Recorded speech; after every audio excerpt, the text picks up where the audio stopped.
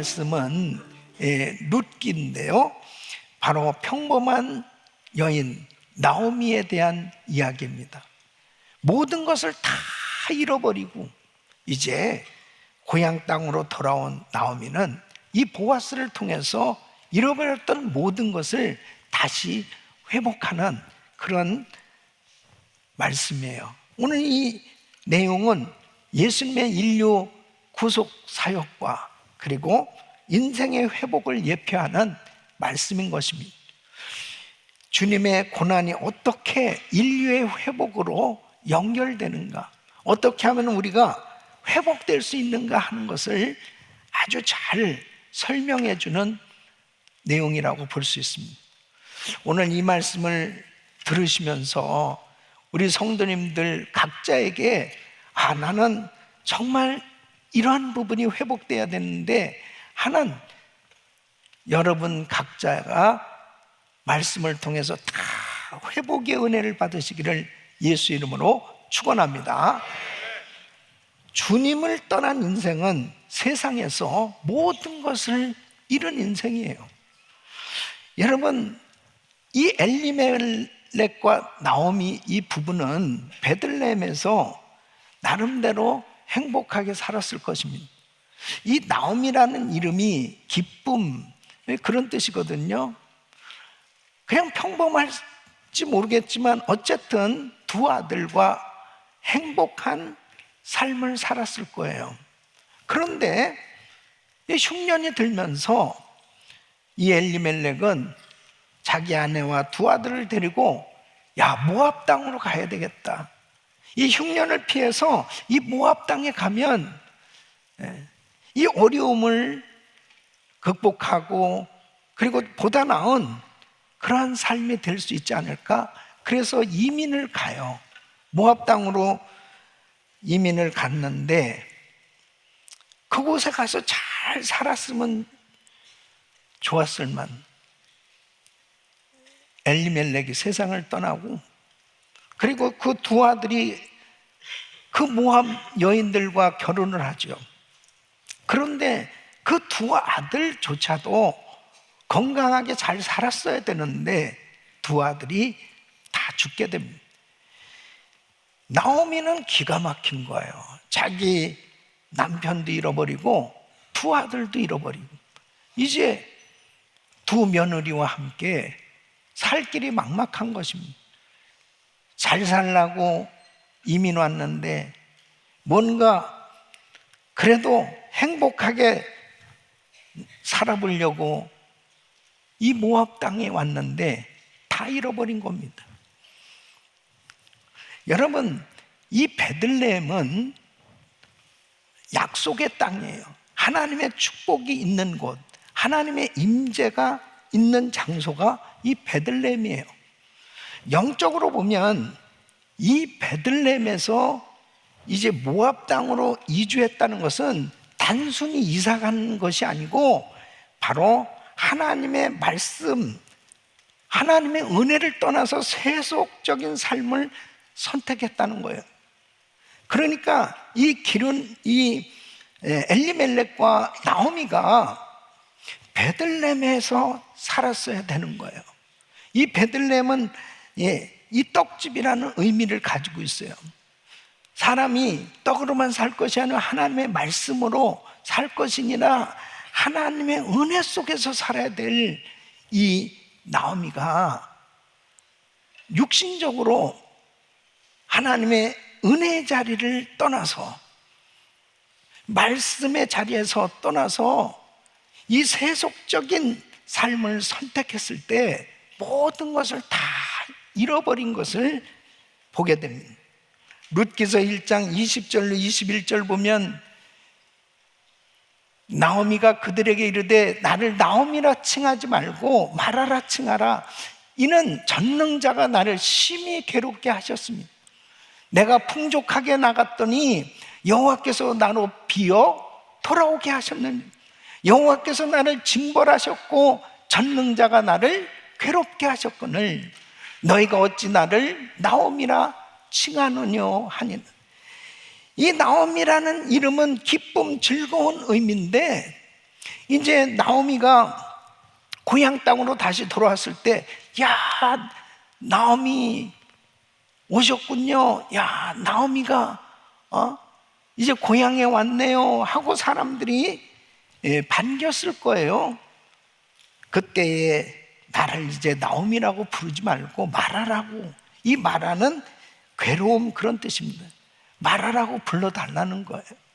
모든 것을 다 잃어버리고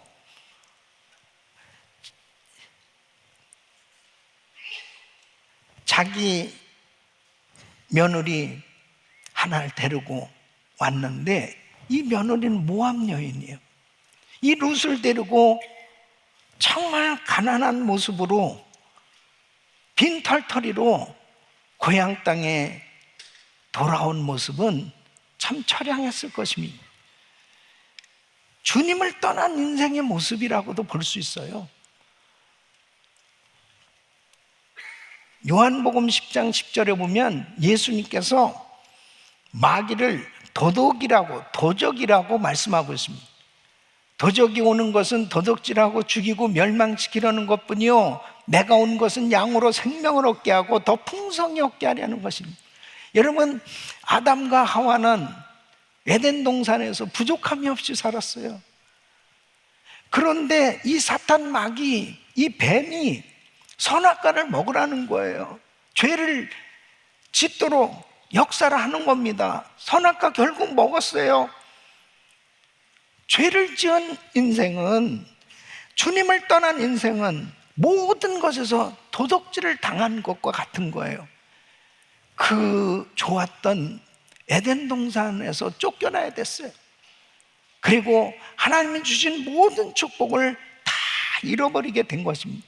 그 사탄 마귀, 아담과 하와 죄짓게 만들고 모든 것을 빼앗은 그 원수 마귀는 지금도 사람들에게 육신의 정욕, 안목의 정욕, 이색의 자랑으로 사람들을 유혹해서 혼미케 만드는 거예요. 그래서 죄와 거짓, 물질 만능주의, 인본주의, 쾌락주의의 노예가 되도록 역사에서 하나님의 모든 축복을 다 놓치고 멸망의 길로 이끄는 것입니다.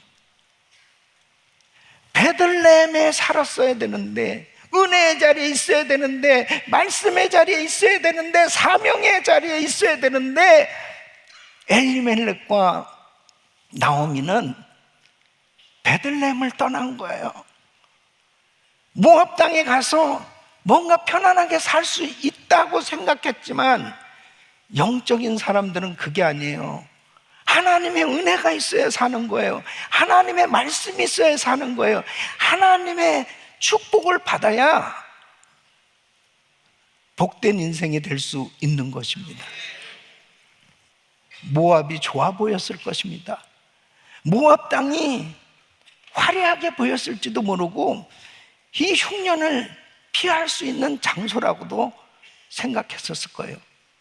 그런데 나오미는 결국 베들레헴을 떠났을 때 모든 것을 다 잃어버린, 이제 이방 모압 사람 며느리 룻을 데리고 고향 땅에 돌아온 것입니다. 어떻게 살 거예요? 아무것도 없는 거예요.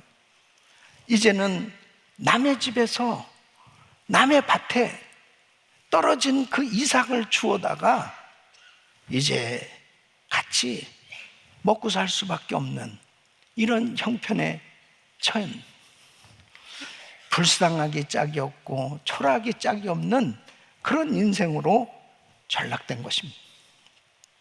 여러분, 은혜의 자리를 떠나면 안 돼요. 말씀의 자리를 떠나면 안 돼요. 하나님을 떠나면 안 돼요.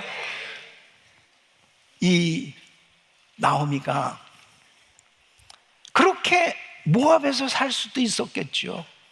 그런데 나오미는 베들레헴에 돌아온 거예요. 비록 초라하고, 비록 실패자고, 비록 모든 것을 다 잃어버렸다 하더라도 자기 고향 땅 베들레헴에 돌아왔다라고 하는 것, 이것은 바로 하나님의 은혜의 자리로 돌아온 줄 믿으시기 바랍니다. 그래서 예수님께 나온 자마다 하나님의 긍휼을 입게 되는 것을 성경은 말씀하고 있습니다.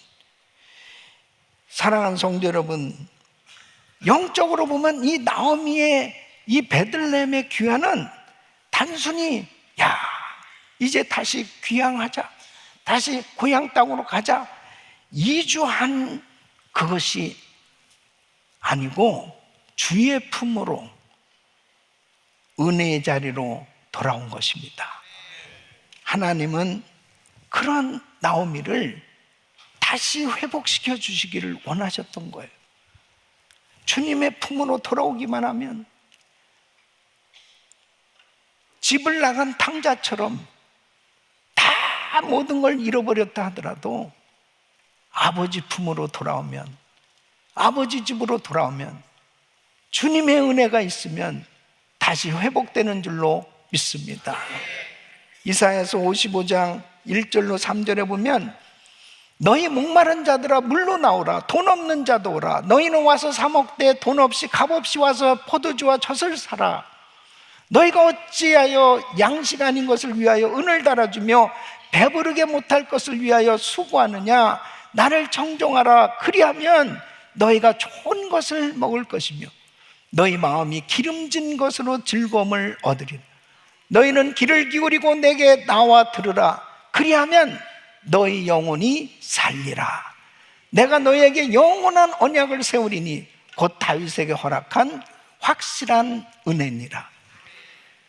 주님에게 나오니까 이 베들레헴으로 돌아온 나오미를 위해서 하나님은 다시 회복시켜 주시기 위해서 한 사람을 준비해 주셨습니다.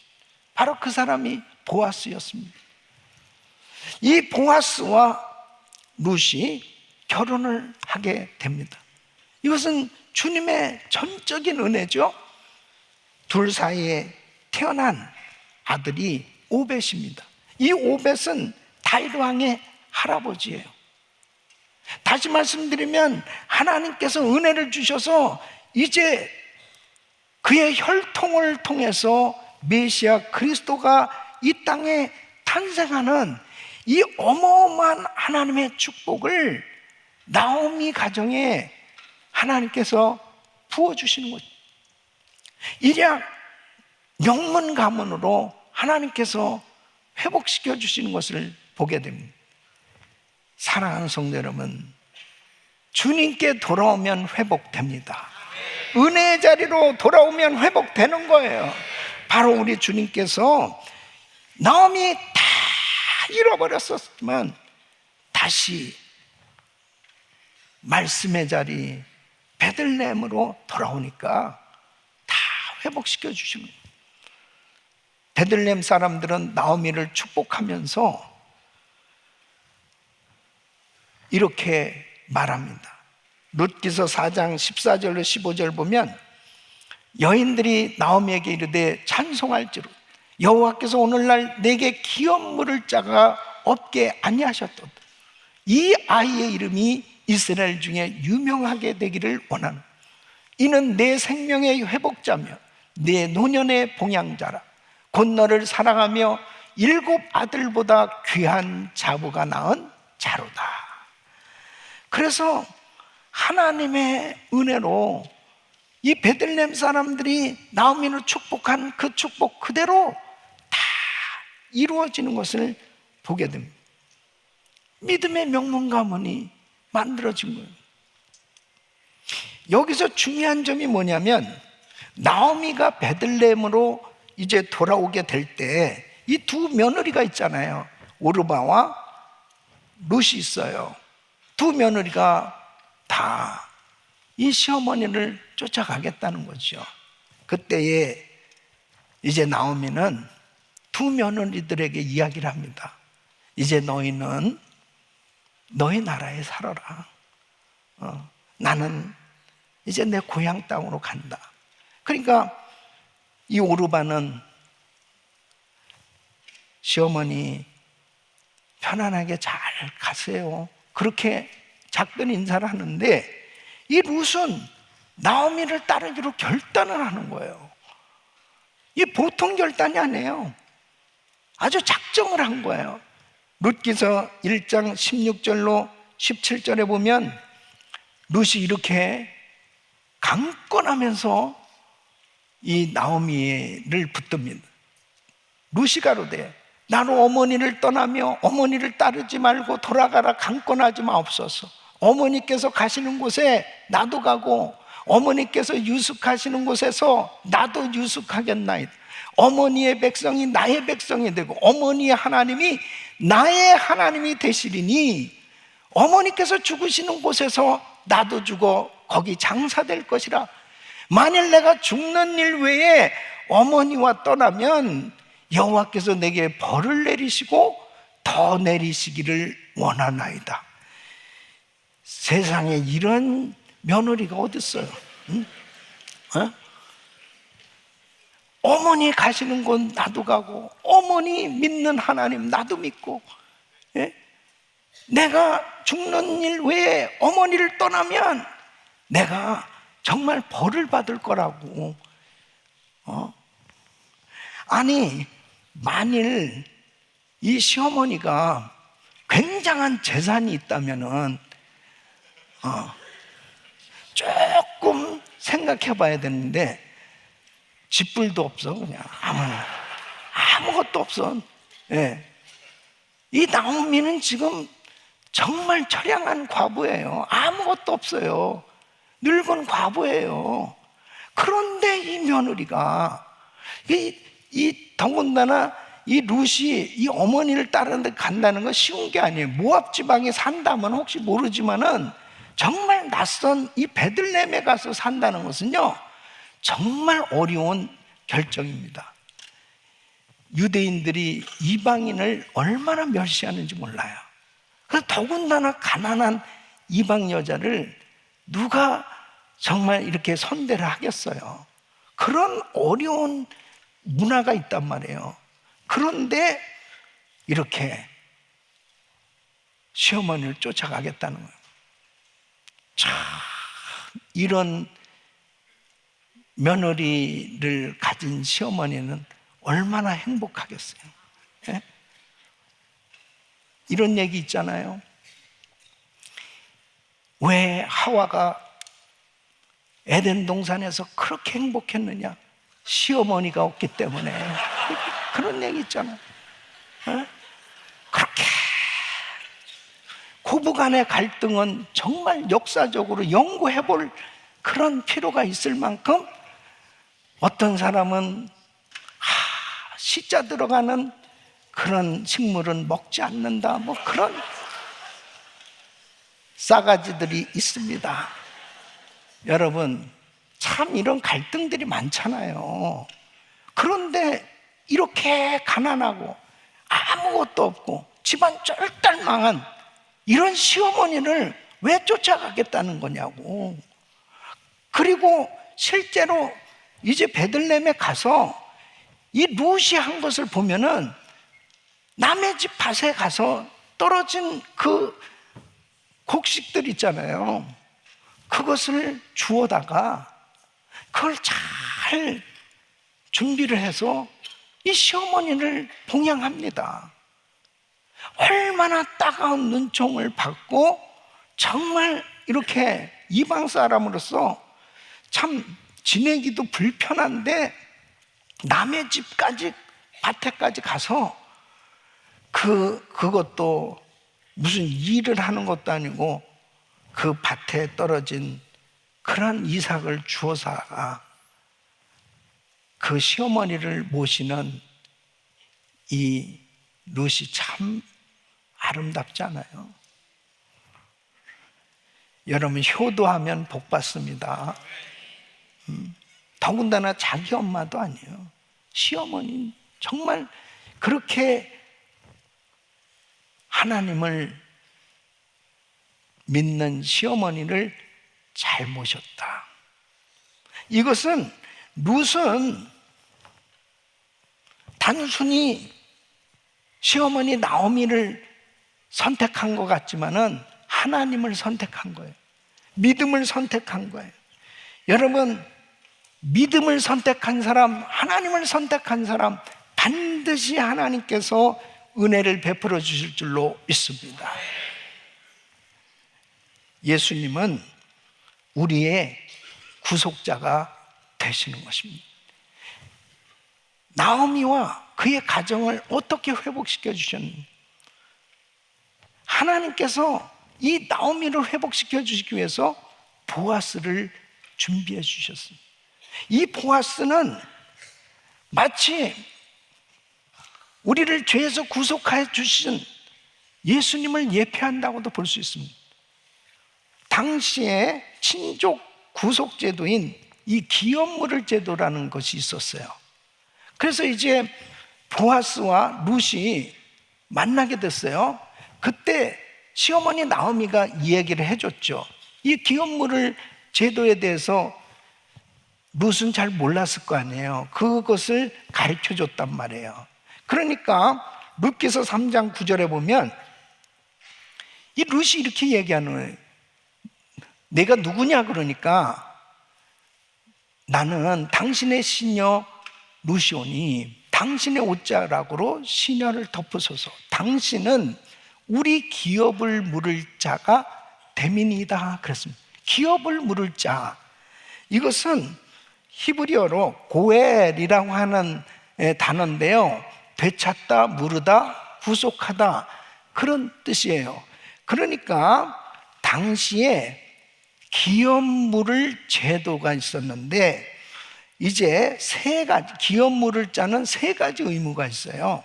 그 첫째는 뭐냐면 가문의 기업을 물으는 거예요. 레위기 25장 25절에 보면 만일 너희 형제가 가난하여 그 기업 얼마를 팔았으면 그 근족이 와서 동족에 판 것을 물을 것이요 그랬습니다. 그러니까 너무 가난해서 이제 이 땅을 팔 수밖에 없습니다. 이제 도저히 살 게 없어요. 막막해. 그랬을 때 친족 중에 가장 가까운 사람이 기업 물을 자예요. 그 사람이 땅을 대신 사주는 거예요. 그래서 다시 그 가문은 잃지 않도록 생활할 수 있도록 그렇게 도와주는, 보호하는 역할을 하는 겁니다. 이 두 번째는 형제 후손을 이어주는 거예요.